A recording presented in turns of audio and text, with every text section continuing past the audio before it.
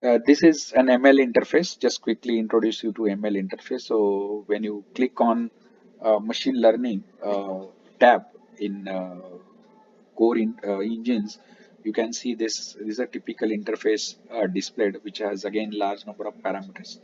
So on the left hand side, what you see like this is a database selected MLDB, which has pre-configured various models in classification, clustering, regression, time series, matching, reuse, association, mining, and so on. These are predefined type of models supported by WK Studio. So one can build a classification models, clustering models, regression, and so on. So it allows you to build, train, test, and store ML models. Later on, can be invoked at runtime as well as called externally through ML APIs. So they can be invoked in other application easily. So let me go through this. Okay, so here when you click on classification, it shows all the models which are already trained and stored in database. Now let's select one model. So for example, here SME. These are actual practical real-time models which are done on. So this is a small sector, small and medium sector enterprises data.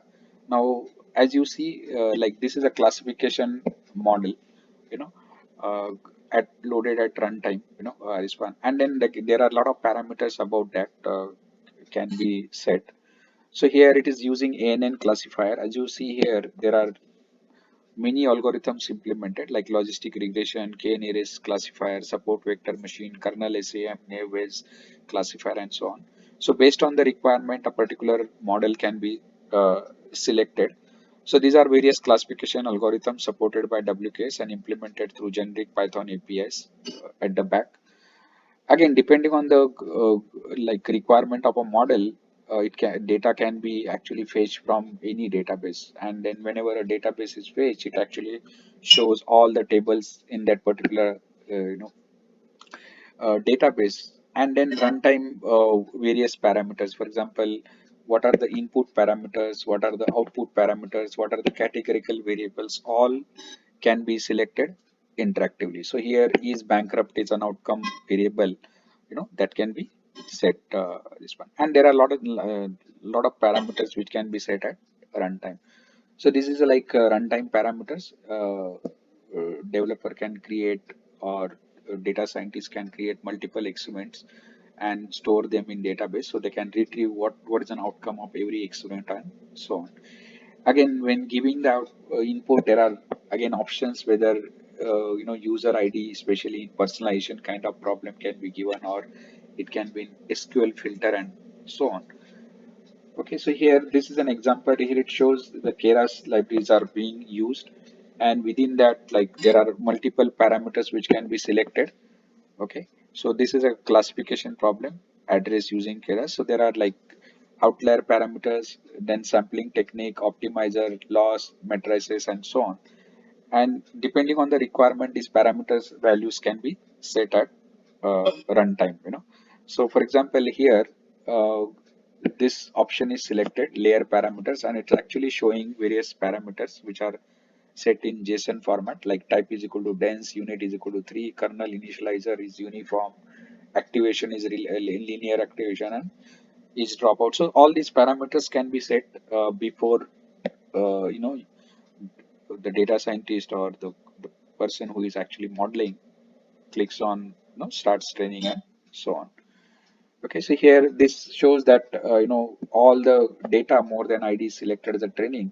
So entire data set is taken as a training, and this is as a testing. So all IDs greater than 3000 are taken as a test. The advantage is like different data sets can be taken at runtime.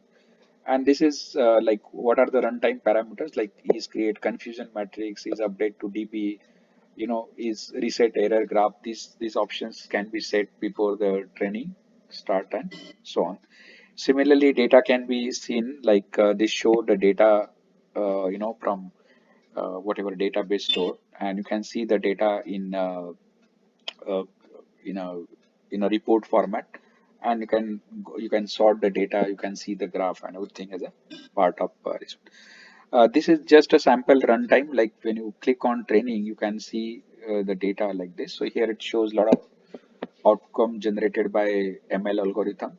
Like for example, here training statistics it shows, it's showing the confusion matrix and so on. And right hand side, it actually displaying the graph like is predicted versus in bankrupt. Since the accuracy is very high, the graphs of predicted and calculated is actually overlapping. This is sample regression output. Again, here your table change based on the type of algorithm, and this is a graph. Here you can see actual and predicted. And again, since it's integrated behind the scene using Plotly and JQuePlot, you can actually change the graph from line graph to bar graph. It supports at minimum 10 types of different charts as a part of UI, graph UI, and so on. Again, there is a help added. So, for example, the problem selected is a logistic regression, and here libraries are used sklearn.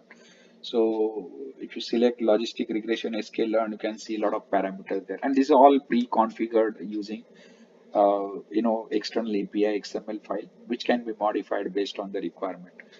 And again, help is added for every parameters. So, if you take solver as a parameter, then what are the possible values it takes, and what those mean, and so okay, so here these are possible values solver can take.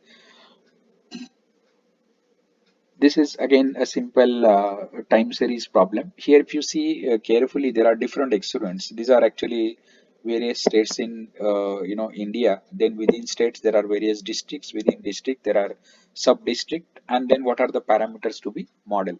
So advantage is that ML models can be developed at very decentralized level. They can be country level, they can be state level, they can be at a district level, they can be at a sub-district level, and there are various indicators. So if somebody's admin is actually sitting at a district level, he or she can see the model at district level. So advantage is it can be a distributed ML kind of setup, and all these experiments are stored in database.